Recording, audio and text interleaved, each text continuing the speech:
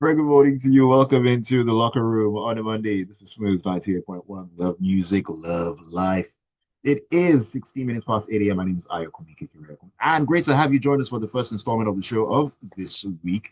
It's going to be a bumper package. We've got everything that you need coming from the world of sports. And of course, it's going to be me and the one, the only, of course, back in the studio, rocking absolutely amazing hair, the one and only Tega Supreme. Tega, good morning to you. Welcome back into the studio. Good morning. Which amazing day. I mean, look now, Where's our YouTube people? they're coming, they're coming, Okay. they're So coming. good morning, everybody else, not Ayokumi. Not bring welcome back gifts, no pom-poms, nothing. But good morning, Ayokumi. Good morning, everybody who's listening. Hopefully we'll hear from you. But been happening? Oh, yes, people who have been on social media abusing Venus Williams. What is happening with all this? What did Venus even do? She decided to play again in Washington, D.C. this week.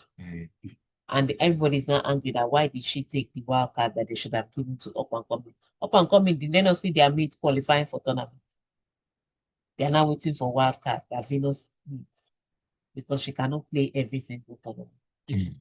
Please, people should leave Venus alone. All right. Speaking about people abusing people, there was the Open. Scott Schaefer won it. Yes, it is. And instead of them to be celebrating the guy, that's how I decided to draw comparison. With Tiger Woods, there used to be finger pointing and fist pumping, but with Scott, he's a little more, conservative about who cares? Who cares? The world is a funny place. They always like to just compare. This person is better than that person is better. I thought it was not a problem. Then I saw it again. Like, why? Can't Tiger Woods fist pump and still be a champion? I mean, does it have to be one way? Do you understand? There are different personalities in this world. I need that to stop. But it was not you that said it. When I see those people get down, I will let them know.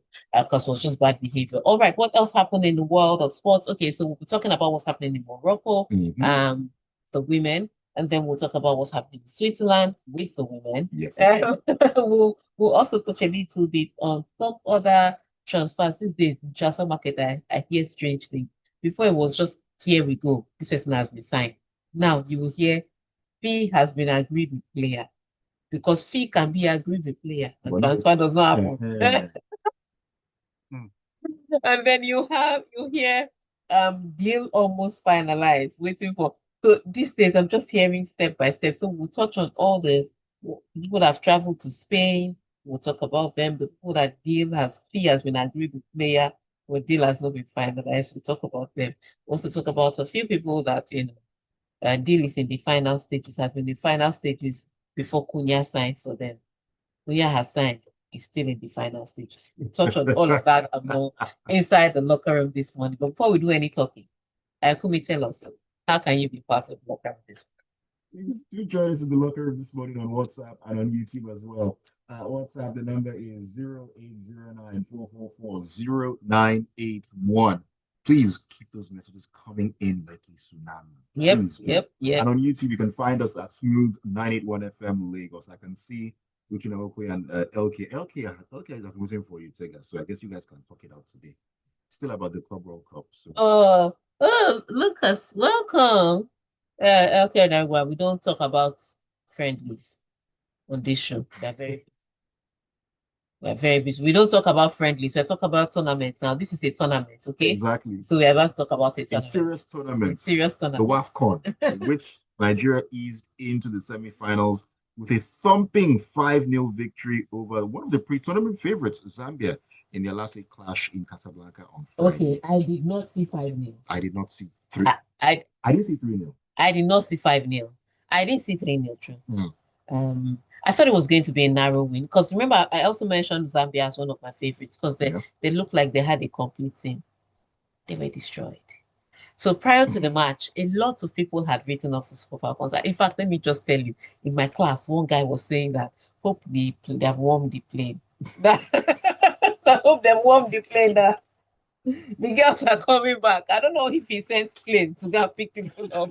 But he said, hope they're still warming the plane. It's like, what is wrong with you?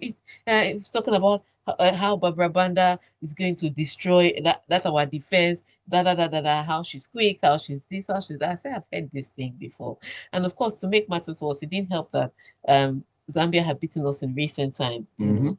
So the last that's WAFCON, what's yeah. fun, yeah. So I was just like, last WAFCON, last was it last WAFCON or Yeah. qualifying for? Yeah. Third, fourth Yes, position. yeah.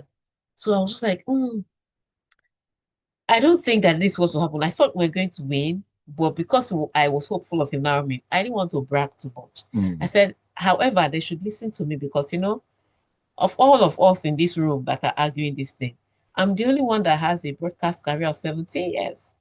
If I say Super Falcons will win, we are going to win. But my voice was not loud and my shoe was not shining, so nobody answered me.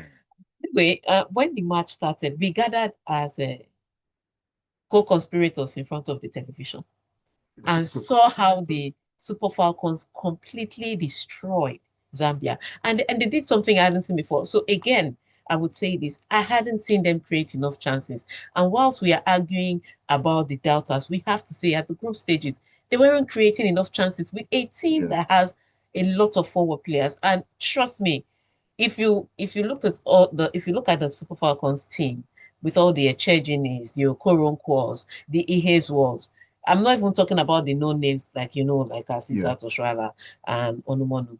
With all the additions to the team, there's so many goal scorers on the team. So it was baffling that they were not creating chances. But against Zambia, they're like, people want to see America won that big. Sorry, Nigeria won that big. See it. It could have been more. I think the people that were more stunned were the Zambians because they were on the pitch and they got front row seats to the thrashing they got. So the question is, Nigeria plays South Africa tomorrow in the first match. Remember, South Africa were the defending champions. Now, they haven't had the brightest of games. Um, but they drew against Senegal and then defeated them via penalty shootout to get here. I think the most important thing about that penalty shootout was Desire Ellis running at full speed. I've never seen her run at full speed, and I've seen her as a player. That is saying something. That's saying a lot. But when they won, she took off on the pitch. I was like, is that Marion Jones or is that Desire Ellis? But it was Desire Ellis. But they too haven't displayed their best. However, when teams like South Africa, Cameroon come up against the Super Falcons of Nigeria in a tournament, that's when you see them bring out their Man suits. They'll just turn to prime Barcelona, that kind of thing. And so even if they have not played most brilliantly, I expect that what the Super Falcons did against Zambia, and it was not just the goals they scored, it was the shutout. Every time Barbara looked like she was about to perceive the ball. It's not that she even caught the ball. She was about, anytime she showed intent towards the ball, somebody was on her. Two people were on her. Like, so if you beat the first person, you beat the second ball stop. So I need them to do that against South Africans because South Africans may not have been as clinical as the Zambians in this tournament, but they have runners. And if the Super Falcons defense slips on those runners, then they can take advantage of us. So I don't want us to come to that game saying, oh, we destroyed Zambia, so we are definitely going to destroy South Africa. I think they should play South Africa the way they should play. And they will, as if they didn't even know that South Africa had a terrible tournament so far. All right. Play South Africa that way. All right, that's the first semi-final. The second semi-final is Morocco. Yeah, the hosts. The host. I think they got the easier job. Taking on Ghana. Because no, there's no team in Nigeria that won't beat Ghana. If you bring if you bring Remo Stars Academy girls, they will still beat Ghana. I'm not even bragging. This one is not bragging. This one is not bragging. So it's fact. The Ghanaian team is bad. But they got to the quarterfinals. Yes, by facing Algeria. The only thing good about Algeria was that they didn't concede any goal in this tournament. But they didn't score. And they scored one goal, sorry. so it's easy to beat a team like that. All you need to do is drag them to penalties and take it over from there. And that's easy for. So I think Morocco got the easier part of the draw. So again, it looks, if you ask me, Morocco will be in the final. The question is are they going to play the Super Falcons of Nigeria or the Banyana of South Africa? That is the question. I mean, if you look at the team, who, whether you want to talk about Chipper taking a long range shot or you want to talk about Tagno and her process, there's no way that Ghana will survive against. Let's not, it's a question of how many goals. Ah. There's no need to talk about Ghana. Ghana Jollof is not sweet. Ghana Jollof not sweet. Ghana women's football. Let's All right, let's switch gears temporarily and talk about what went down in the UK. Talking about boxing, Alexander Usyk further cemented his place as one of boxing's greats by stopping Daniel Dubois in round 5 to become a 3-time undisputed heavyweight champion on Friday. We talked about this. Everybody said, Usyk, I beg. Dubois. You see, I think people in Nigeria were talking about Usyk, but people in the UK were talking about Dubois.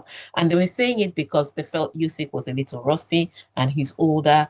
But, you know, when somebody is coming from war front, it means that they have been dodging bullets. If they can dodge bullets, they can dodge punches. They can dodge punches that are very visible. Look, as I don't think anybody should be getting into a ring with Usyk, except you just want to get a payday. I don't think you should be getting into the ring with Usyk hoping for a win. I think that's what I should say. Just know that you're going to take a beating, collect some money, and go home and feed your family. That's what you should be getting in the ring with Usyk for now. Because this guy, let me tell you, his punches don't always look heavy. It's just well timed. Like your acceleration into his fist is what does the damage. It's not, because when you look at him throwing a punch, you're like, that shouldn't hit me now, hit me down, and I'm only 50 kg.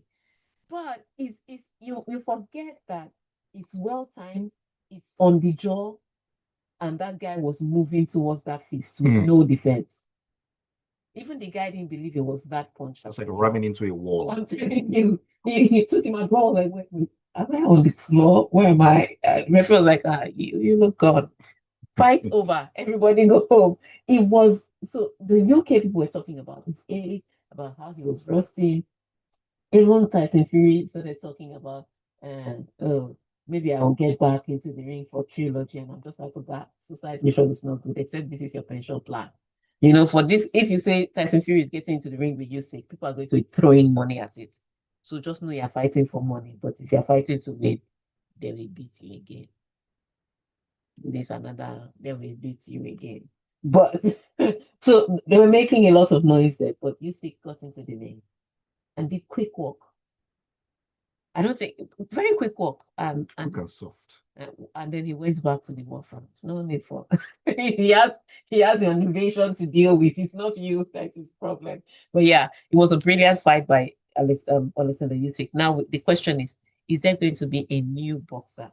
Because what I think it is that psychologically, every contender available is already on the back foot. In their mind, they don't see how they can beat him. Right. Anthony Joshua doesn't see how he can beat Usyk. Tyson Fury doesn't see how he can beat Usyk. Who else is there? The half Benin boy that retired and can come back out of retirement. Oh, come on. His name escapes me. Yes. If you remember the guy I'm talking about, he with the iron fist, he's also there. So there are a lot of boxers that are active now that do not believe they can beat Usyk. That already gives him an advantage. Yes, indeed. So it has to be a new boxer from nowhere that is hungry for glory that will take this guy down. Correct. Well, on one hand, Nigerians are happy because Usyk was able to punish Dubois for what he did to Anthony Joshua as well. So that kind of tied into everything. Anyways, let's take a break. When we come back in, we'll head over to the Women's Euros, where 10 women Germany beat France on penalties to reach the Euro 2025 semifinals. Come on, that Germany skipper, did she take something before that game? Oh, Catherine Becker. Did she rub something before she's one of the best in the world. I don't understand how. She plays even better than she keeps, just so you know. She's a better outfield player than she's a goalkeeper. I was able to do all that. That save. The head that was coming in. I was like, it reminded me of one save that Manuel Neuer did. Remember that They say save that Manonera did that when he brought the ball. My heart did. Yeah, like he, I guess he died. Yes, Like he scooped he it. scooped it out. I was like, That was what she did. I was like, how? how? How, Auntie? What is happening here? But I guess when you beat cancer twice, you can beat anybody. If I try that kind of move, my back then, I creo. You know, she was saying, oh, my back, massage my leg, massage my thigh. I was like, Auntie, shut up. What's wrong with that? Somebody that survived chemo twice. Please, please, please, she'll be all right. Oh, that was wild. No, no, no. She was woman of the match. Unfortunately, they're meeting Spain next. I'm just sad. Miracles do. It's not impossible for them to beat Spain. It's just if they do beat Spain, they will not have enough gas to finish us in final. Because me, I know that you don't agree with that. There's nothing Italy was it's like they dance.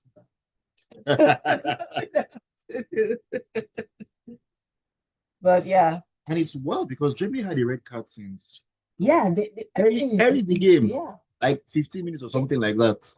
Like again, you can't be silly. But they fell apart against Sweden. But this time, when they got the red card against Sweden, they already they continued. They're like, we can play. This one, they got a red card. All of them gathered, and they were. That's what changed it for me. When they gathered and they started talking, I said, ah, you are. Because the minute they came in that huddle after the red card to start, what it meant was they were re-strategizing. And what it meant was that they had learnt against Sweden. And many teams will have fallen apart. No. Especially because they fell apart against Sweden. So I thought they would fall apart. They came together and said, no way.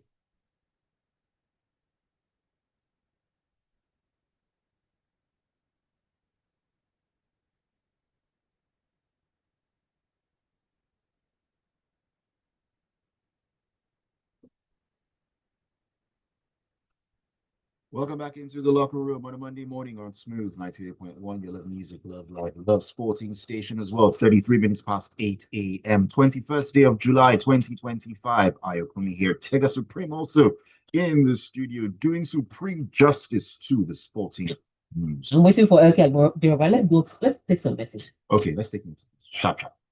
Lucas, okay, Lucas says that we're here live. Good to have you, Lucas. Uchinokoye says, emphatic win by the Falcons. South Africa is a strong opponent, but we shall win. Rashford and the rest of the world of the woods should we should leave the club. I guess you mean Deadwood. Let us rebuild properly. Mbuemo in, a striker, midfielder, and keeper loading. Do you have money? You can have money. El Kadirogba says, Tega is finally back in. Finally back. In case she thinks we forgot, I see either PSG or Madrid taking down Chelsea easy. In quotes, I'm here to receive my apology on behalf of CFC fans, and it must be as loud as the disrespect. First of all, did you not see PSG taking you? Let's not lie. All these Chelsea fans are now bragging that, hey, did you go there with heart in your hand and praying with your rosary?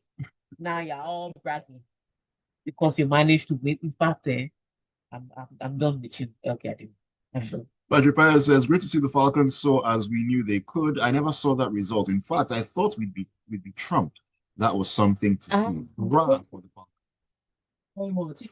Something cool. I'm giving you. He said the name of the Deontay Wilder. Deontay Wilder. I've been looking for that name, but age is catching up with me. Thank you so much for the name. Right? So Deontay Wilder is the other name I was trying to remember amongst the boxers. On that note, let's move to Euros, right? Yes, indeed. Women's Euros. 10 women. Germany reached the Women's Euro 2025 semifinals on Saturday after prevailing 6-5 in a penalty shootout against France following a grueling match which finished 1-1 after extra time. All right. So I think this was one of the best lessons learned if you ever had any. Now, remember when Germany faced Sweden in the group stages, they went to go up, then they considered the second goal, and then they got a red card, and everything fell apart from there. They ended up losing that game by 4-1. And fast forward to the game against France, one of the favorite opponents, especially after their first match against England, the defending champions, who said, oh, this French team, they're dynamic, they're versatile, and all the other adjectives they use to describe those women. We put them on the pitch with the Germans, who have been underperforming by their own standards, especially if you're counting the Sweden draw. Now, sorry, the Sweden loss. Now, these women went into the match. Not only these women went going to the match, they now picked up a red card early in the half. I think what annoyed me about the red card is the fact that Hendrik pulled somebody's hair and then she was feigning ignorance. Do you know what it takes? You cannot mistakenly pull somebody's hair. And for those people that are questioning, you see, when you talk somebody's hair, you're pulling their neck. Yep. They're jerking their neck. That's violent conduct. There's no, it's not a yellow card offense, it's a red card offense, and sometimes with handcuff. Because maybe you don't have hair, so you don't know how painful it is. Because they're not just pulling your scalp, they're snapping your neck back. Because I mean, someone who is running full pelt gets Exactly. pulled back suddenly. It is violent conduct. So it's red card in any country, including in North Korea. So let's not argue. Let's just take it like that. All right. And then Hendrik does that silly foul of pulling somebody's hair. After feigning ignorance, she gets sent off rightfully. If I was one, I would have given her a slap as she was walking in if I could. Give her a slap on the back of her head for that. Because you just intentionally put your team under pressure in a match where they were underdogs. But what was different about the German team was what I saw. Because immediately they got the red card and the French were setting up to take up their penalties. The Germans came in a huddle and they rearranged.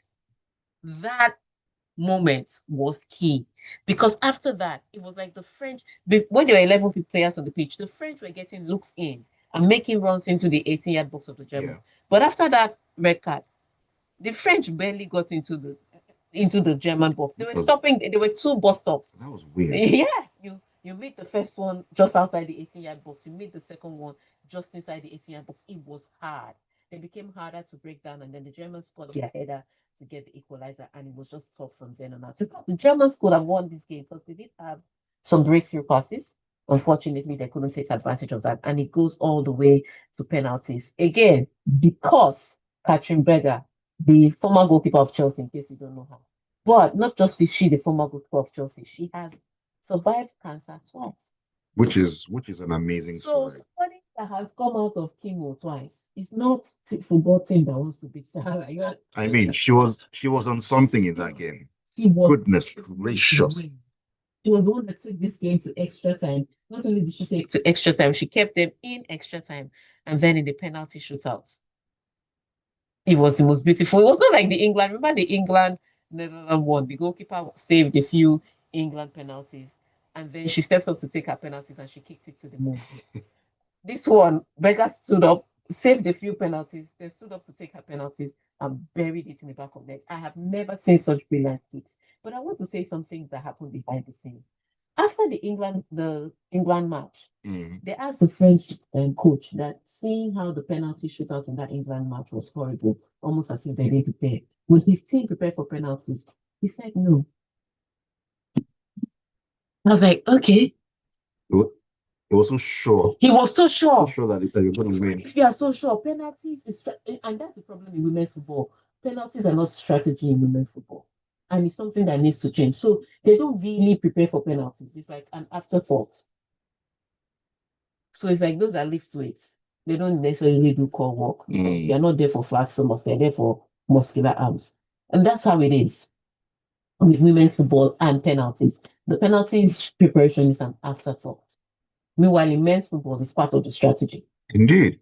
And so that's why you see a lot of poor penalties. It's not that women don't know how to take penalties. It's that they don't prepare for them. Yeah, and the French coach opened his mouth to say it in press conference. He's not preparing for penalty shootout. That's the end result. Penalty shootout is out. I hope he prepares the next time. Assuming he's there the next time. You know. Anyways, a great one coming out of there. Let's talk about what's going to happen in the semi-final coming up between England and Italy, where Cristina Girelli is having the best tournament of her life at the age of 35. With the Italy striker now preparing to lead the line for the Azzurra in their semi-final with England at the Women's Euro. Yes, so the Women's Euros, again, just like on WAFCON, the two semi-finals are taking place on the same day. The Women's Euros is Tuesday and Wednesday. So England face Italy. And England, of course, overwhelming favorites. They have the better league. They have the better players. You know all their players. If they ask you to name England 11, you will know all their players from Russo to Hampton. All right. But with the Italian players, their league that's just coming up. So that's why you see some Nigerian players have moved to Juventus. Their league that's coming up, their league that's growing. And once Europe starts growing in their football, it leaves. And so Italy wasn't one of those countries that their women's football was very developed. But over the last 3 years, it's been an astronomical growth. You see teams like Juventus ladies, Roma ladies, just doing great things on the European continent. So that has started to translate into the team. You see the likes of Caruso um, with her fantastic goals at the tournament so far. But Girelli is one of those who's come from the time when women's football wasn't being acknowledged to now that women's football is enjoying favor. And that's why she's one of the key people to talk because she knows the difference in the teams. Before they will not even be here. What are they? What's Italy looking for? I mean, semifinals usually for the Dutch, for the French, for the Spanish, for the German. Spanish at some point were as bad as Italy. Wow. So Italy have hope. So Italy is looking at Spain to say, okay, we can grow like that. But ultimately, Italy have come here now, and it's based off their hard work, and so they feel like they have a chance against England. The thing is, after England had to come back from 2 goals down in their quarterfinal game to play those horrible penalties, I think England are more dangerous now than they were even at the start of the tournament as defending champions. So it's going to be a tough task for Italy. If they can defend well, I think they can try to frustrate England, but I don't know on paper, mathematically, how possible it is for Italy to survive England. It's going to take quite the Italian job for Italy to find their way to the final. That's what they require. All right, let's talk some transfer news real quick here. Man United have reportedly agreed to sign Cameroon winger Brandon Mbeumo from Brentford in a deal worth an initial £65 million as Ruben Amorim steps up his overhaul of the team's misfiring attack. You cannot step up your overhaul in July. Season closed since. People have been buying and selling. Manchester United, this deal we are talking about, is still in the final stages. So this 65 million, I think, is for now. Then 6 million. 5 million or so in add-ons. In add-ons based on performances and all that. Performances. So it's not yet done. It's still in the final stages. Final. Okay. So until they transfer completely, some facts can be stopped in the fact section. So until they transfer completely. But yes, if they can get Brian Mbeumo, the thing about Brentford though is that they've sold everybody. I mean, except the chefs. Manager gone. No players. People are looking at visa now.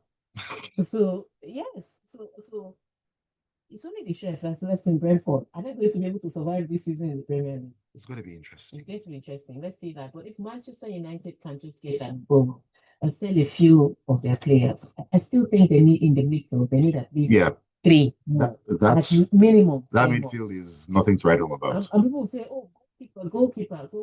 But look, Onana was really exposed. Yeah. Maybe if he has a better cover in front, he will not look as bad. So let's not throw the baby out with the bathwater. But in the Manchester United's midfield, they still have at least 3 buys. And they're just starting to buy now. So I don't know if they're going to be able to succeed. We shall see how it works out for them. All right, let's. And then speaking of, let's leave these people. But speaking of Rashford, we know he's in Spain already. Yeah. I don't know if he's going to see the Rock of Gibraltar or if he's going there for football. I don't know what he's going to do there. Everything together, collabo. So he will do tourism. So we don't know what's happening until it happens. We cannot speak on that matter. But we hear from the walls that are speaking that it's a loan deal to Barcelona. Yeah. So let's see how it happens. At least you teach them how to party properly. All right. So let's take some messages. All right. So this is talking to us. There's no name attached to the message. Can you please attach your name, Stanley or something? I beg, help me tell Mr. Deep that who spoke last Friday that Super Falcons won 5-0. Zambia, my foot. South Africa collects water. 7-1. 7. Let's relax. Okay, Cisco is greeting you, Tega. Tayo says, welcome back, Tega. I have over 17 years listening to radio. Man United finally have their man from Brentford. Now that Rashford is going to Spain, I hope he's taking Spanish lessons like Oluwa Trent. Jackson can go to Man United and show them how to score. Dubois couldn't find Stop what. selling your dead goods. You have managed to convince you can keep Jackson. Dubois couldn't find what you seek. That's you seek. Nice play of words. Usic's left hand that has seen war fronts had him booting for body coach. Goodness gracious. I heard that says, good to have you back, Tega. I hope you enjoyed your time off. She was in school. I was in school. We all missed you, man. Congratulations, congrats to the Super Falcons on reaching the WAFCON semifinals. In other news, the brace man scored yet another brace for Inter Miami over the weekend, and now he's the current highest goal scorer in the MLS. Also, Dr. Rashford is coming to Catalonia. I can't wait. And lastly, Lamine Yamal for the Ballon d'Or. Okay, so the brace man, in case you missed it, is Lionel Messi. 2 goals and 1 assist again over the weekend. So I think his work this year is to be scoring 2 goals. Yeah, scoring braces. Doesn't do one at all. He has 2 eyes. He might as well score 2 goals. This is Mohammed, if I'm correct. No, sorry, it's Chido's here, I beg your pardon. Says Tega's response to Chelsea fans is so typical of Nigerian mothers. Instead of apologizing, they would rather explain what would be and what wouldn't have. Classic, I love it. United can take all the time they need in pursuit of their target, so long as they aren't signing another Anthony. This Jackson link to United is really traumatizing me. Should not buy. Don't be like us now. Stop checking people's trash. Okay. This one says, Stega, you know our under-20 Eagles are in the finals of the WAFU tournament. Make me clap for them now. Okay. Federer says, kudos to you for coming to the heavyweight and still living unbeaten, I guess is what you're going to say. Yeah, that's fantastic. All right. On YouTube, let me see. Felix says, Stega, welcome back. The absconded when Chelsea won the Club World Cup. Richard Daniera says, France women played individual football and didn't play like a team. That's why they lost to Germany. And Kuni Wadako says, quite an Italian job. Indeed, it has to be. Yes, it has to be quite an Italian job. Otherwise, they're out. But yeah, I did abscond. I actually wanted PSG to lose. Let me tell you what. I don't like Usmani. And I've been there. That's the singular reason. That's the singular reason. And I've been here Usmani Dembele for Ballon d'Or. That's what paid me. That will pay me. Because I mean, it's on record that you and him don't see eye to eye. No, we don't see eye to eye. You cannot. Anyways, on that note, it's a good thing that because if he had won the Club World Cup, we're not here with this Ballon d'Or, especially as his friend. And Ballon d'Or is done by French, so we're not here. But I'm so glad that the silence. So thank you, Chelsea, for silencing the noisemakers. On that note, I want to say thank you so much for tuning in to Smooth 98.1 FM to listen to the locker room. And thank you for streaming on YouTube. Thank you for sending your messages via WhatsApp. So we'll come your way again on Wednesday when Super Falcons would have hopefully done the jobs. Have this is a new week, right? Yes, it is. Yes, a fantastic week. And remember, whether you come from privilege, whether you're a Nepo baby, or whatever kind of baby you are, remember that opportunities abound every day. Take full advantage. Have a great week. Have a great start to your week. Thank you for keeping it safe in the locker room. 9 o'clock, we'll get talking on Lagos Talks. Don't go anywhere. I wasn't expecting that.